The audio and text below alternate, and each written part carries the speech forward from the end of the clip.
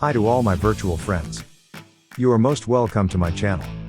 As I'm editing today's episode, I have almost 300 faithful subscribers. Thank you all. Today it's time to remove the rear fork. I started the job by removing the brake pedal shaft.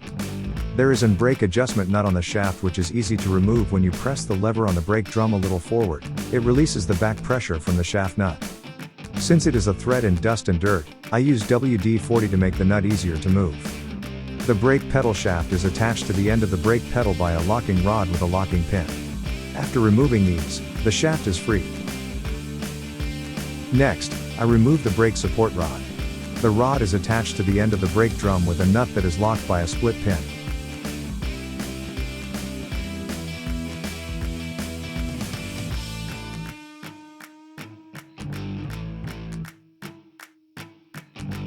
I also removed the front sprocket cover, which was really not necessary at this point. On the other hand, now it's done. The cover is held with 4 bolts. In this case, 2 were normal hex bolts and 2 were Allen head bolts.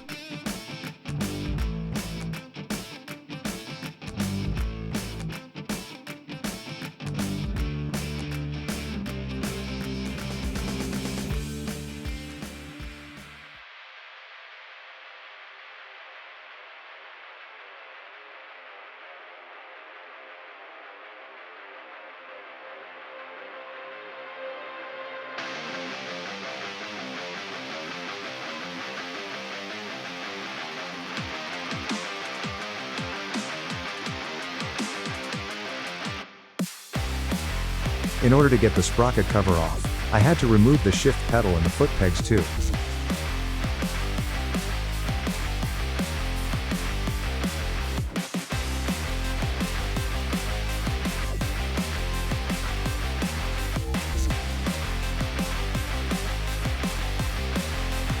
Removing the chain was an easy task this time, because the chain was a padlock version.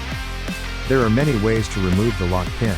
I personally use a screwdriver and a hammer to pry the lock off. Then I remove the cover plate and push the lock through the chain.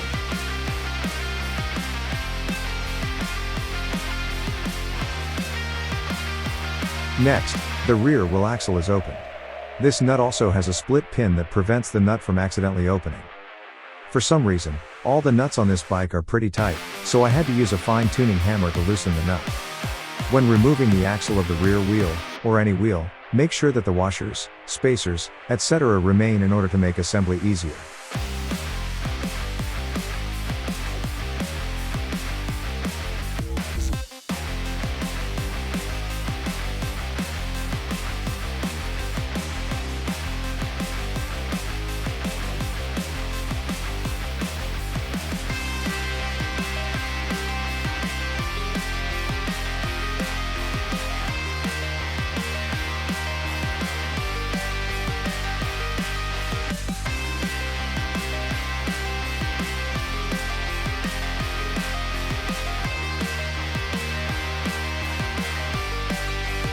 The last step in removing the swing arm is to open the through bolt that holds it in place.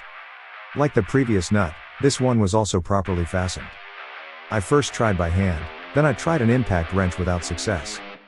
Finally, I decided, weight is power and overweight is superiority.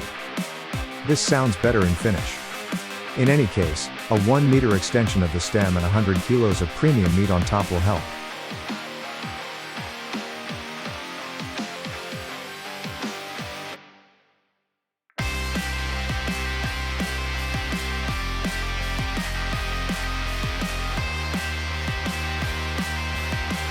When the bolt is released, the swing arm will release with the help of a small tap. Check that the dust covers of the bushing do not disappear at this stage. If you like this kind of content, I hope you hit the subscribe button and like the video. Next, we will remove the engine, so hop into next episode to see what the heck happened there.